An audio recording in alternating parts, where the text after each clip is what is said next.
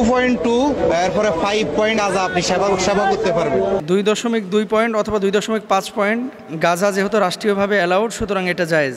2 নম্বর প্রশ্ন তাকে করা হয়েছিল যে রাস্তাঘাটে কোনো নারীর দিকে যদি চোখ পড়ে যায় তাহলে সেই নারীর দিকে তাকায়া অনেক সময় ভালো লাগা কাজ করতে পারে, তো সেই নারীকে তো আল্লাহ তাআলা বানিয়েছেন। তো এই নারীর দিকে যখন চোখ যাবে তাহলে এটাকে কিভাবে আমরা এটা শোকের বিষয়, এটা আনন্দের বিষয়। একটা সুন্দর নারী আমার সামনে দিয়ে যাচ্ছে, তার সৌন্দর্য লাবণ্যতা দেখতে পাচ্ছি, আল্লাহ বলছে আমার সৌন্দর্যকে উপভোগ করো। দেখো নারী যাচ্ছে, আমি তো এটা উপভোগ করবো, আনন্দের বিষয়। এবং এই ভালো লাগাটাও আল্লাহ তাআলার পক্ষ থেকে হয়েছে, সুতরাং ভালো লাগা এটা আল্লাহর পক্ষ থেকে এটা হয়েছে, যেহেতু এটা কোনো সমস্যা নেই। তার মানে কি পর্দার বিষয়টাকে সরাসরি এখানে কিন্তু নেগলেক্ট করা হচ্ছে। তাহলে এখানে দুটো পয়েন্ট আপনাদেরকে বলি। 1 নম্বর, 2.2 অথবা 2.5 পয়েন্ট গাঁজা খাওয়া বা গ্রহণ করা এটা ইসলামী শরিয়ায় জায়েজ নেই, এটা হারাম। 1 নম্বর কথা। রাষ্ট্রীয়ভাবে অনেক বিষয় আছে জায়েজ, রাষ্ট্রীয়ভাবে, কিন্তু ইসলামী শরিয়ায় জায়েজ নাই। আপনি বলবেন কেমন? দেখেন গুলশান বনানীতে আপনারা গেলে অনেকে দেখবেন যে বিভিন্ন বার আছে। এই বারগুলো কাদের জন্য বানানো হয়?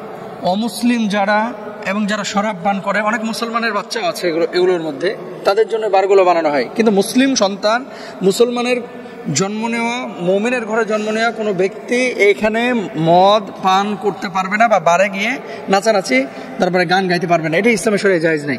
তো রাষ্ট্রীয়ভাবে অনেক বিষয়, সুদ রাষ্ট্রীয়ভাবে জায়েজ, ইসলামী শরিয়া কি জায়েজ? জায়েজ না। তো রাষ্ট্রীয়ভাবে 2.2 বা 2.5 যে গাঁজা অ্যালাউড বা গ্রহণযোগ্য, এটা যে উনি বলেছে এটা আমার জানা নাই যে রাষ্ট্রীয়ভাবে গ্রহণযোগ্য কিনা। আমার কথা হচ্ছে শরিয়ার দৃষ্টিভঙ্গি, রাষ্ট্রীয়ভাবে অনেক বিষয় গ্রহণযোগ্য হলেও শরিয়তে গ্রহণযোগ্য না। গাঁজা এটা 1 ফোঁটাও হারাম, 2 ফোঁটাও হারাম, 3 ফোঁটাও হারাম, 1 পুটলাও হারাম, 2 পুটলাও হারাম। মদ কেউ যদি বলে যে হুজুর খাবো না, খালি একটু টেস্ট করার জন্য, একটু দেখার জন্য, শুধু একটু দেখার জন্য ওই এক বেলা একটু 2 ফোঁটা জিহ্বার মধ্যে নিলাম, কোনো সমস্যা আছে কিনা? এখন কোনো স্কলারকে বলবে যে না 1 বোতল খাওয়া হারাম আর 1 ফোঁটা 2 ফোঁটা খাইলে এটা কোনো গুনাহ হবে না, এই একজন স্কলারকে কি বলতে পারবে? একজন স্কলারও কিন্তু বলতে পারবে না। সুতরাং প্রিয় ভাইরা আমার, যেই পীর বা তরিকতপন্থী বা মাজারপন্থী ব্যক্তি এই কথা বলেছেন 2.2 অথবা 2.5 এই পরিমাণ গাঁজা সেবন করা জায়েজ, এটা সম্পূর্ণরূপে মিথ্যা কথা। এটা তিনি ফলস কথা বলেছেন, মিথ্যা কথা বলেছেন, তাকে তওবা করতে হবে। আর নারীদের ক্ষেত্রে রাস্তাঘাটে যদি নারীরা হেঁটে যায়, তো সেই সৌন্দর্য আল্লাহ তাকে দিয়েছে, সেই সৌন্দর্যে নিজেকে মুগ্ধ করে সেটাকে অবলোকন করা, আল্লাহর নিয়ামত ভোগ করা, এটাকে যদি সে এভাবে বলে, যেভাবে বলেছে, সম্পূর্ণরূপে এটা একটা হারাম বাক্য উচ্চারণ করেছে। আর সৌন্দর্য ঢেকে রাখার জন্যই তো আল্লাহ সুবহানাহু ওয়া তাআলা পবিত্র কোরআনুল কারীমের মধ্যে বলেছেন কি, ওয়ালিয়াদরিবনা বিখুমরিহিন্না আলা জুয়ুবিহিন। নারীদের পর্দার উদ্দেশ্যটা কি? তাদের সৌন্দর্যটাকে ঢেকে রাখা।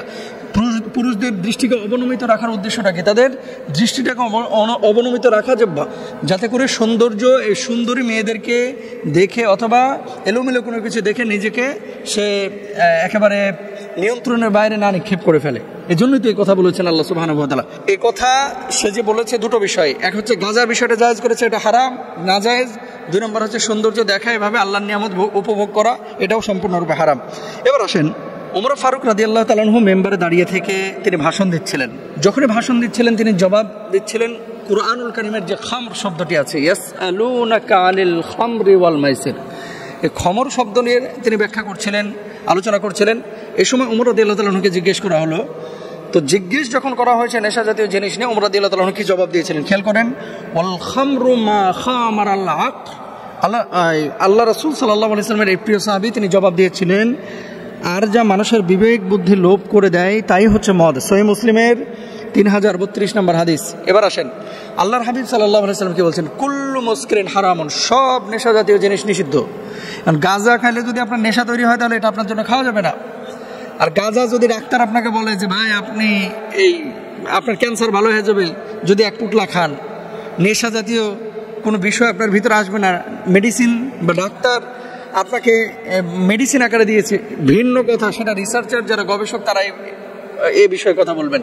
কিন্তু আমাদের মাজারগুলোর পাশে অথবা বিভিন্ন খানকার আশপাশে এই যে গাঁজার পোটলা নিয়ে যারা টানাটানি করে, এরা নেশা হিসেবেই সেটাকে গ্রহণ করে।